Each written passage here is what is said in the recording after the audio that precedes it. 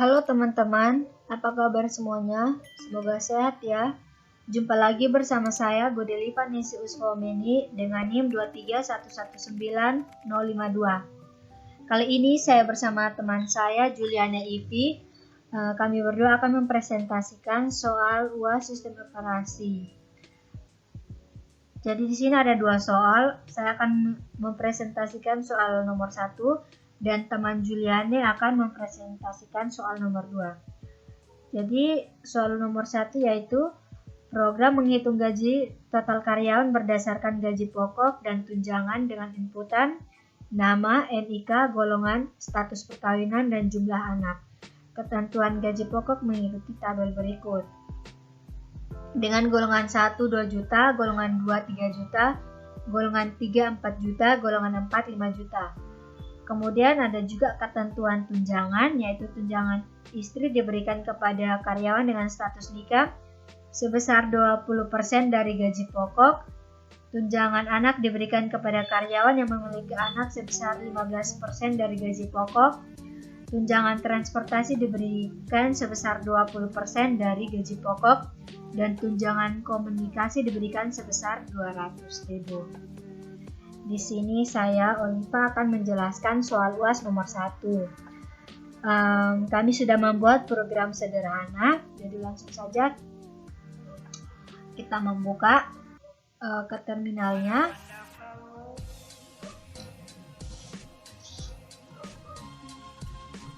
Edit.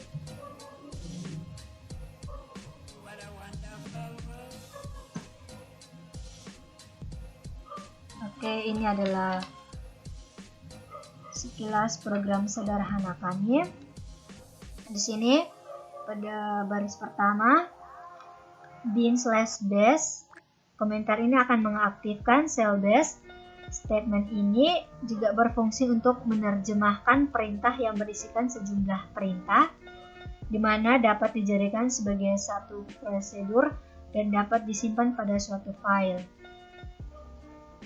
Kemudian di sini teman-teman, echo ini digunakan untuk mencetak dan menampilkan tulisan yang ada di dalam string. Kemudian fungsi dari read itu untuk membaca masukan atau inputan dari user dan menyimpannya pada variabel. Di sini misalkan input username ini disimpan dalam variabel user, kemudian inputan password ini disimpan dalam variabel pass. Kemudian di sini kami juga menggunakan percabangan if then jika pada inputan user kita mengetiknya 1234 dan passwordnya 1234, maka program akan muncul selamat datang di aplikasi hitung gaji karyawan. Namun jika kita tidak memasukkan user dan passwordnya seperti pada di atas yang sudah kita tentukan, maka program tidak akan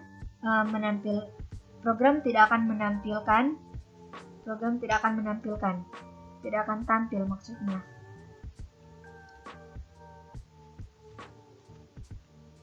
Kemudian kami juga menggunakan perulangan while do, di mana while do ini berfungsi untuk mengulangi pengeksekusian beberapa substatement berdasarkan kondisi ekspresi yang ada.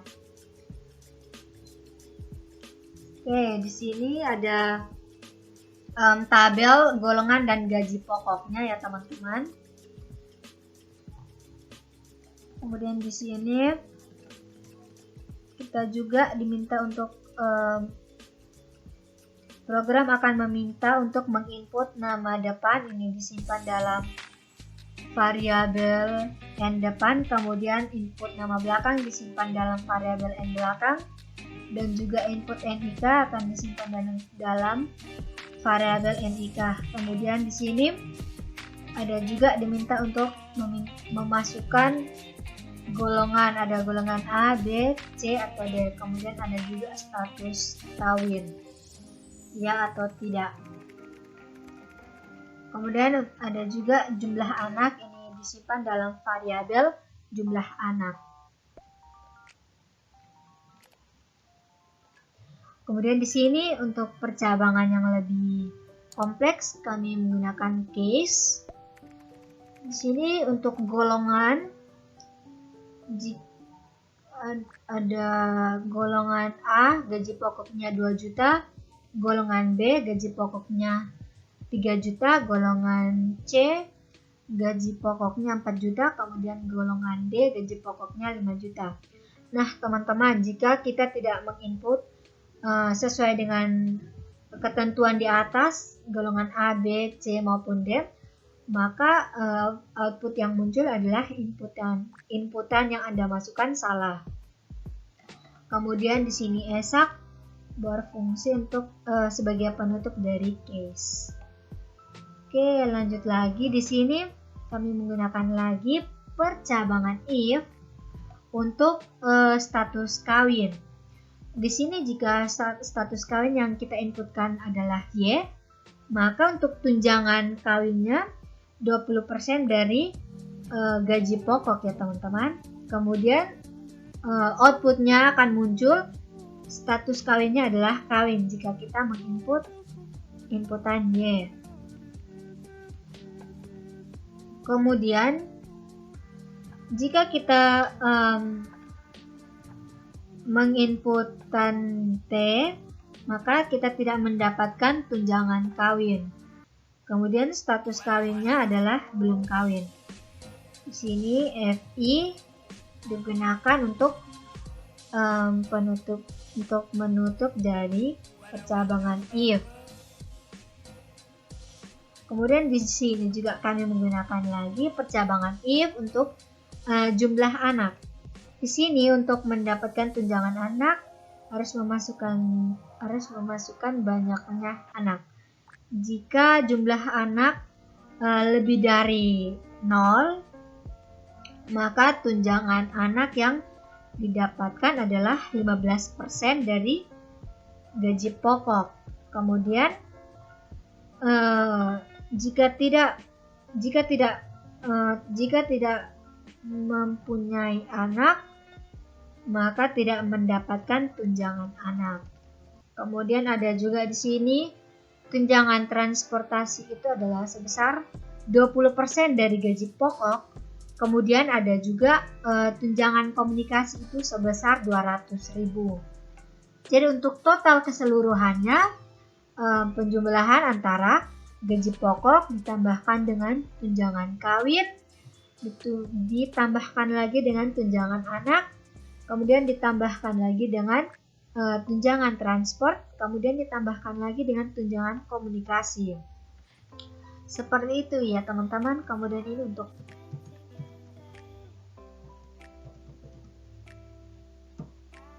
jadi pada saat kita run akan muncul seperti ini ya teman-teman. Judulnya adalah selamat datang di aplikasi hitung gaji karyawan. Kemudian di program meminta kita untuk menginputkan username. Username-nya adalah 1234. Kemudian password-nya adalah 1234. Kemudian di sini ada tabel golongan. Ini kita langsung saja menginput nama depannya adalah Oliva, kemudian nama belakangnya adalah Messi. NIK-nya adalah 231190052. Golongan ini di sini kita misalkan A, kemudian status kawinnya adalah Y, jumlah anaknya misalkan 2.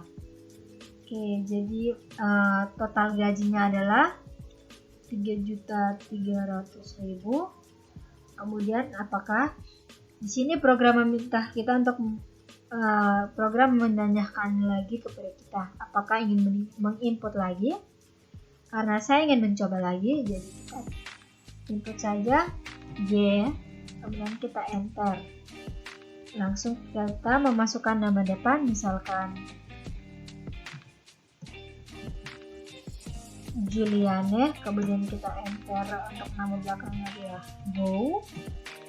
NIK-nya adalah 231190048. Golongannya adalah B.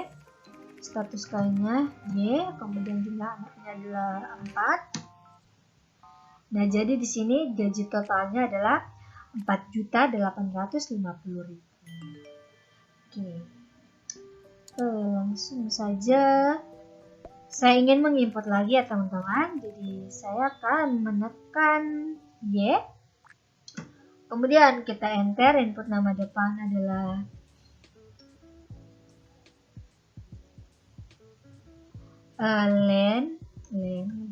Leni. Kemudian nama belakangnya adalah Atok. NIK-nya adalah 2319053. Golongan kita misalkan D.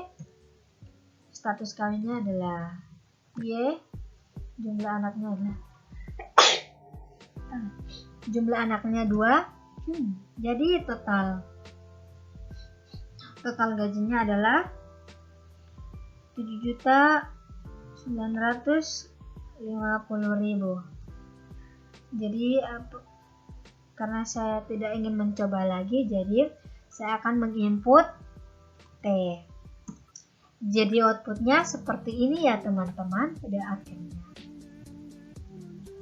Tapi maaf ya teman-teman, di sini agak kurang rapi. It's okay lah. Oke teman-teman, sekian video singkat dari saya. Selanjutnya saya akan berikan kesempatan kepada teman Juliane untuk menjelaskan soal nomor 2. Semoga program ini bermanfaat bagi kita ya teman-teman. Sampai jumpa.